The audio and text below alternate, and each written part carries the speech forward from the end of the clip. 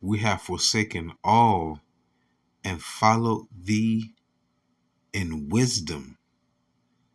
I would like to give all the honor, glory, and praises to Yahawah, Bahasham, Yahawashai, Bahasham, RAWACHAA, QADASH. Double honors to the elders at Great Millstone who rule well. Sing honors to the elect. Peace and blessings be to all the sisters, men, women, and children that do consist of the 1/3. And to the confusion of faces in the four corners of the earth. Shalom. Matthew 19:27. Then answered Peter and said unto him, Behold, we have forsaken all and followed thee. What shall we have therefore? So what in this life is worth holding on more than to follow after Yahawashi? Understand, we make ourselves living sacrifices. Indeed. But what in your life have you sacrificed so that you could obtain favor from Yahawah Ba'ashem Yahawashi? What is it in this life that you will want to attend more attention to than this truth? Because it ought not be. What in this life that if it was taken from you, you would miss it? Now, I'm not talking about children, of course. I'm not talking about your significant other. Right? Whether you're a believing woman or believing man that believe in Yahawah Ba'ashem Yahawashi. But if it was taken from you, how could you continue to go on? Didn't the Lord tell Ezekiel that he was going to take that which was the most precious thing in his eyes? The Lord took his wife. Guess what happened? He had to continue. The Lord destroyed Job's cattle, took his sons and daughters, and his wife even left him. He still kept his integrity. King David's sons, Absalom, openly humiliated him, slept with his concubines, and had all of Israel, except for the valiant and loyal ones of King David, chase after him. So much. Your family falling out with you because you believe in the truth. The money you could have been making, but you cut back so you could spend more time in the ministry. What have you truly forsaken? To have obtained this wisdom. Right? Listen to this though. Because I don't want to continue to live in a society where the meat we eat is from a freaking slaughterhouse. You have something called GMO, genetically modified food.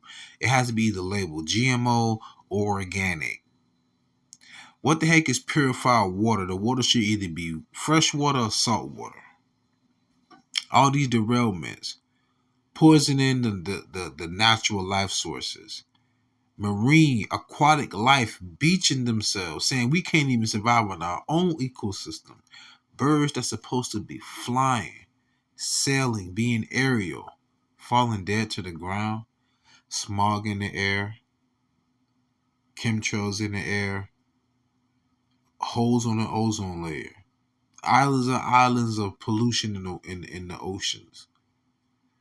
Tons and tons of debris orbiting the earth. Really, what is it? How could you really survive in this wicked society? Your mind should be focused on getting out of here. Your mind should be focused on the kingdom. Your mind should be focused on obtaining more knowledge, wisdom, and understanding. Yeah? Wisdom of Solomon, chapter 6, verse 17 through 21.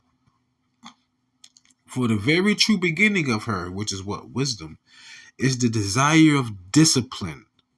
Is the desire of discipline. And the care of discipline is love. Did not Yahushua have the 12 disciples, right? What do you think the word disciple comes from? Discipline. To have been taught so that you become an apostle, sent forth, yeah, which makes you a teacher. But how can you teach someone else if you haven't taught yourself or been taught nonetheless? right? Discipline. I love this definition. Discipline requires you to be at your absolute best when no one is watching. Being a good soldier for YAHAWASHI. Letting none of these affairs in this world hinder you from doing the work. Nothing. Not your wife, not your daughter, not your son, not your job. Hell, don't even let it be you. Because the spirit is willing, but the flesh is weak. Okay? Wisdom of Solomon 6:18. And love is the keeping of her laws. If you love me, keep my commandments. If you love me, feed my sheep. You don't do that, you hate the Lord. And if you hate the Lord, that means you have to love something else more than the Lord. Let that sink in. Like I say, where your time, your money, and your heart, which is your mind, is, that's what you truly desire. Where you put your time, your money, and your mind, that's what you truly desire, because you're occupied in it. Like we should be occupied in prophecy, not occupying women, not occupying money. Don't let none of those things become your primary. It's all going to come to naught. It's all going to come to naught. And love is the keeping of her laws. And the giving heed unto her laws is the assurance of incorruption. Which means what? Immortality. And incorruption maketh us near unto God, Yahweh, and therefore the desire of wisdom bringeth to a kingdom. So all the things that your heart can desire, follow after wisdom, which will lead to that. You're not going to make it on the side. You're not. I'm not going to be optimistic. You could say I'm being pessimistic, but I'm just being realistic. This place is going down. America's losing allies. China and Russia and Iran, Saudi Arabia, they're trying to bring in India. They all trying to take over right now. Tons of investments going into Africa. Even Russia and China got their hands down in South America. They're getting away from the dollar. Digital currency coming about. Blockchain, cryptocurrency. Stop it.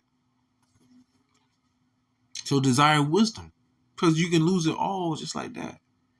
Look at what happened with the SVB, Silicon Valley Bank.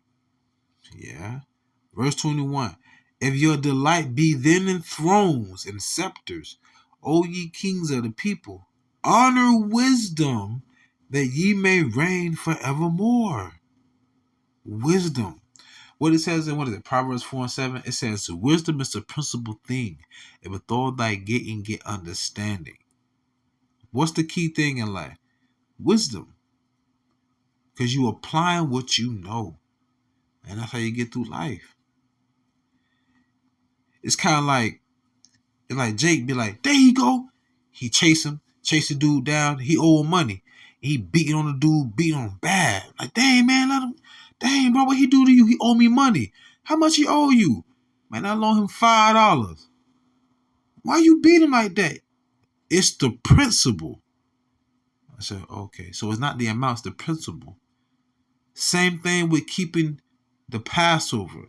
Same thing with keeping the Shabbat to the best of your ability. Same thing with going out preaching. Same thing with uploading videos. Same thing with examining yourself. The same thing with being a watchman.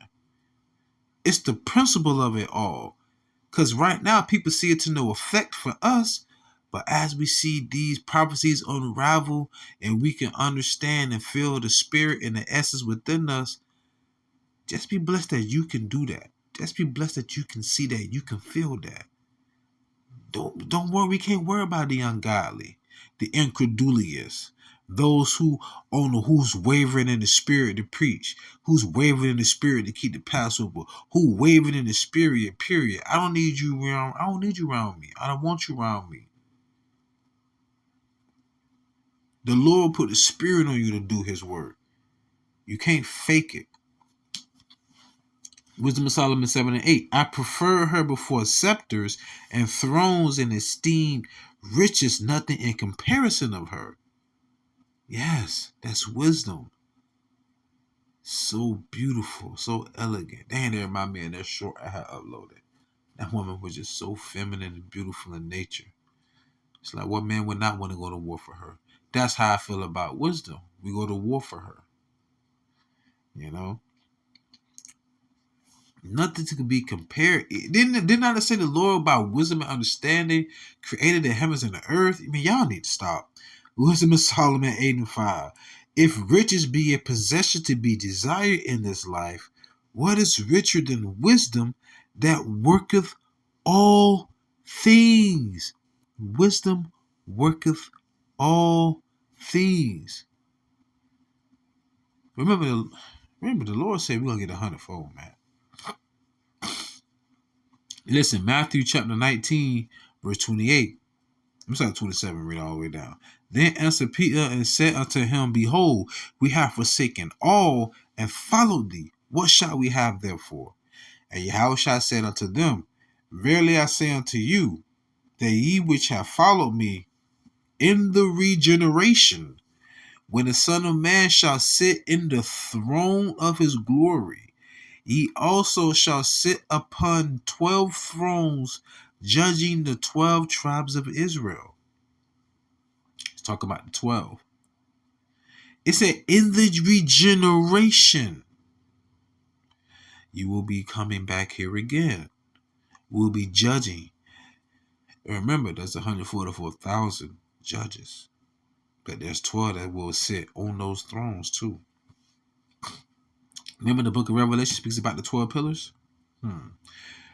Matthew 19:29. And everyone that hath forsaken, listen here, forsaken houses, or brethren, or sisters, or father, or mother, or wife, or children, or lands, for my name's sake, shall receive an 100-fold, I gotta say 100-fold, and shall inherit everlasting life. So what on this side is more important than you receiving everlasting life with 100-fold?